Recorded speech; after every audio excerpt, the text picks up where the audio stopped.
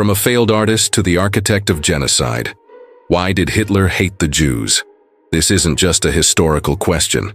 It's the key to understanding the greatest crime of the 20th century. How did a failed artist ignite a genocide that convulsed the world?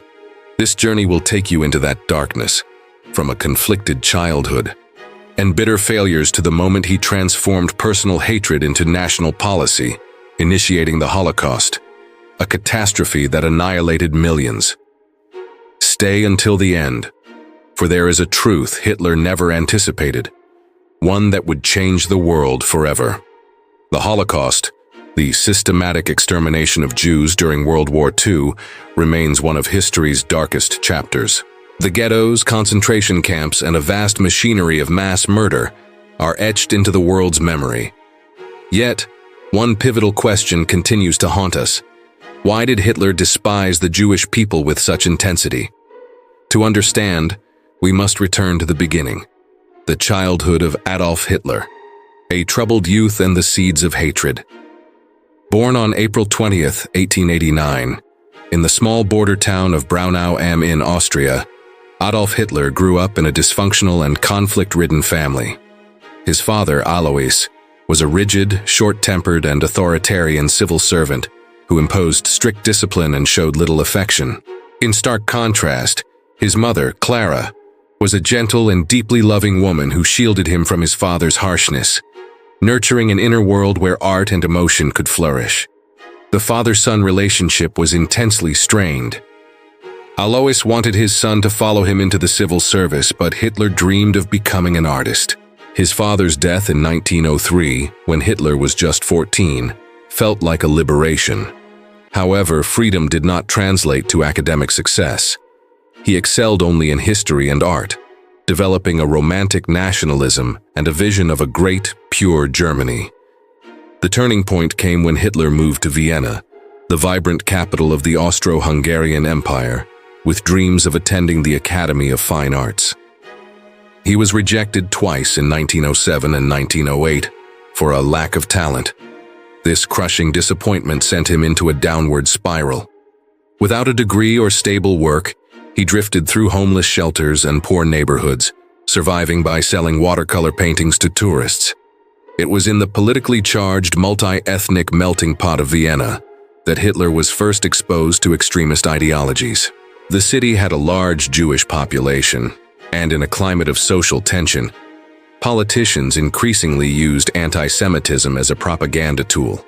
A major influence was Karl Lueger, the mayor of Vienna, who, despite a polished Catholic exterior, delivered fiery public speeches blaming Jews for economic decline and social crises. Hitler was gradually drawn into this wave of hatred. In cafes and libraries, he consumed books and speeches arguing that Jews were a threat to Germany, the culprits behind moral decay, corruption, and rootless internationalism. From a failed, lonely, and bitter young man, Hitler began to construct a radical worldview. In his mind, the Jewish people were cast as the irreconcilable enemy of the German nation. What began as personal resentment was slowly hardening into a toxic political ideology: war, betrayal, and the rise of a demagogue. When World War I erupted in 1914, Hitler, though an Austrian citizen, eagerly volunteered for the German army. For him, it was a chance to prove his loyalty to Germany and find a purpose. He served as a dispatch runner on the Western Front, experiencing the brutal realities of modern warfare. He was wounded, exposed to a gas attack, and decorated for bravery. But nothing pained him more than the war's outcome. In 1918, Germany surrendered. Hitler, like many veterans, could not accept it. He clung to the stab-in-the-back myth, the theory that Germany was not defeated on the battlefield, but betrayed from within by Jews, communists, and left-wing politicians. This poisonous idea spread rapidly in post-war Germany, a nation gripped by economic collapse, hyperinflation, and social chaos. Fueled by rage and a sense of betrayal, Hitler came to see the Jewish people as the embodiment of all that was corrupt and decadent. The Treaty of Versailles in 1919 was the final humiliation. It forced Germany to accept full blame for the war, pay crippling reparations, dismantle its military, and surrender territory. For Hitler, it was an unforgivable insult. His fury morphed into a burning desire for revenge, and he became utterly convinced that Jews were the masterminds behind Germany's suffering. In 1919, Hitler entered politics, initially as a military informant tasked with monitoring small political groups. He soon discovered the German Workers' Party, a tiny right-wing organization with a nationalist, anti-Semitic platform. He joined and quickly became its soul. His powerful oratory, gift for agitating crowds, and radical stance made him a star. His speeches, captivating and venomous, railed against the shame of Versailles and the Jewish conspiracy, promising the rebirth of a great Germany. Crowds listened. The party was renamed the National Socialist German Workers' Party, NSDAP, or the Nazi Party. Under Hitler's leadership, it grew steadily through the 1920s, built on a clear and extreme ideology. The Aryan race was superior. The Jews were an internal threat to be eliminated, and Germany must be resurrected through national unity and the purging of its enemies. In 1923, Hitler attempted a failed coup in Munich, the Beer Hall Putsch. He was arrested and imprisoned. It was during this time that he wrote his political manifesto, Mein Kampf, My Struggle. In it, he consolidated his extremist ideas, labeling Jews as parasites on the body of the nation and internal saboteurs. His hatred was no longer just an emotion, it was now a political doctrine. The machinery of persecution and the path to genocide. In 1933, Adolf Hitler was appointed Chancellor of Germany. Within a year, he consolidated power, becoming the Führer, or Supreme Leader. A totalitarian regime took shape, and the Jewish people immediately became the primary target of its oppressive machinery. From the outset, Hitler purged political opponents and established a one-party state, demanding absolute loyalty. But his larger goal was the purification of the German people, and in his ideology, Jews were a contamination to be eradicated. Concentration camps were initially established to imprison political dissidents, communists, Jehovah's Witnesses, homosexuals, and the disabled. But soon, their purpose shifted. With the outbreak of war, they became central to the final solution, the plan to annihilate European Jewry. Simultaneously, the Nazi regime enacted a barrage of anti-Semitic laws.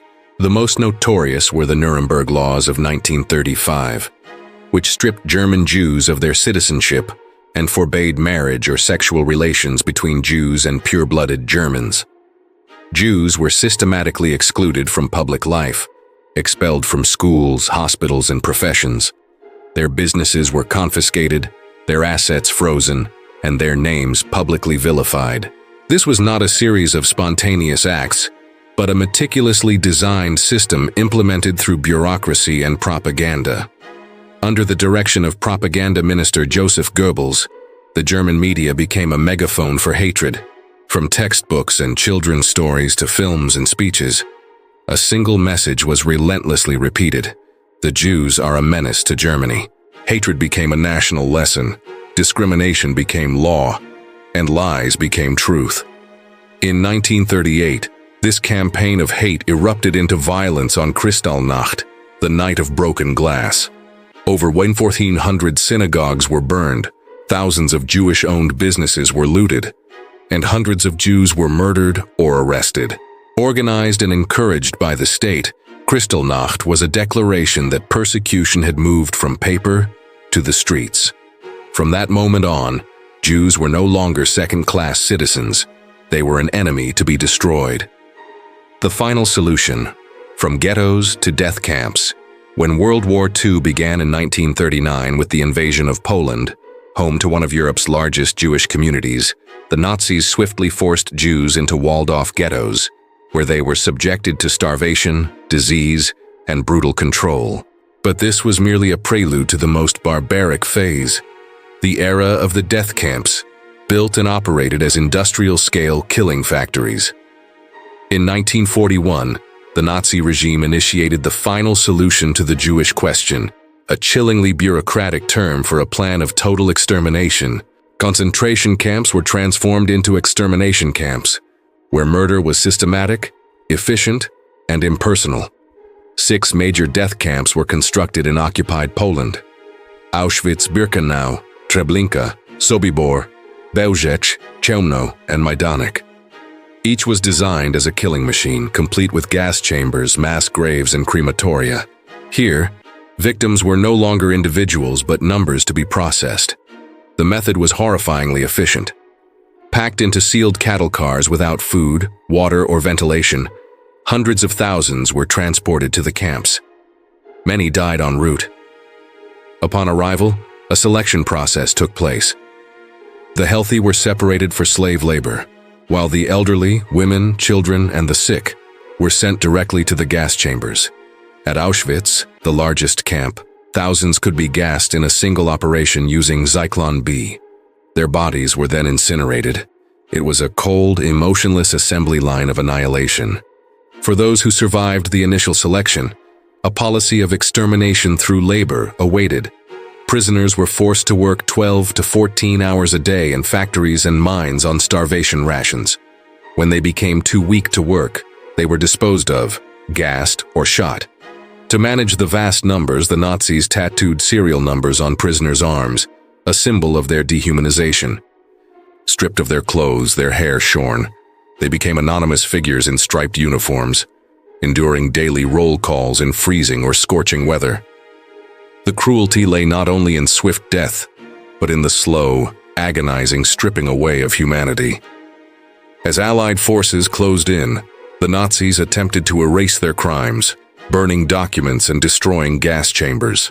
But the evidence, mountains of corpses, survivor testimonies, and meticulous records, could not be hidden. The world was about to confront the unimaginable horror of the Nazi death machine. The aftermath, a scar on humanity's conscience. The liberation of the death camps at the end of the war revealed a reality so horrific it defied comprehension. 6 million Jews had been murdered. But the pain did not end there. Hundreds of thousands of survivors emerged as hollowed-out specters, their bodies emaciated and their spirits broken. Many had no home to return to. Their families were gone, their property stolen. For some 250,000 Jewish survivors, displaced and stateless, the dream of a homeland became a desperate necessity. This led to a historic turning point, the creation of the State of Israel. In 1948, the United Nations partitioned Palestine, and the Jewish people declared their independence. For the first time, Holocaust survivors had a place to call home. The cultural devastation was equally immense. Before the war, Yiddish, the language of Eastern European Jews, was spoken by 11 to 13 million people, supporting a rich culture of literature, theater, and journalism. The Holocaust killed nearly 85% of its speakers, silencing a vibrant civilization. The trauma also triggered a profound theological and philosophical crisis. How could such an evil exist if God was just? The philosopher Theodor Adorno famously wrote, "To write poetry after Auschwitz is barbaric, yet that very barbarism compelled the world to remember." Museums like Yad Vashem in Israel and the Holocaust Memorial Museum in Washington, D.C., became centers for education and remembrance. January 27th, the anniversary of the liberation of Auschwitz, is now International Holocaust Remembrance Day. It all began with words, with propaganda that sowed fear and created an imaginary enemy to blame for a nation's failures.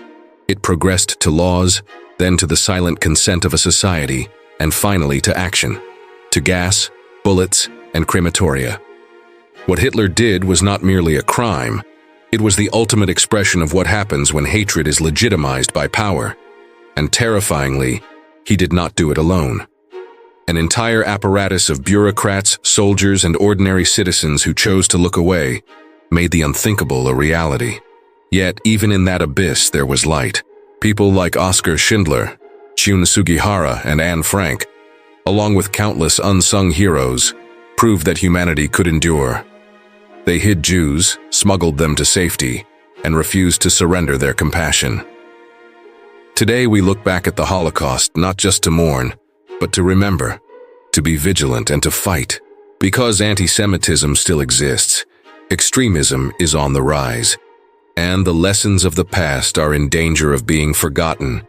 The memory of the Holocaust must be kept alive, not as a slogan, but as a commitment to justice, to truth, and to never again turning a blind eye when extremists sow the seeds of hate.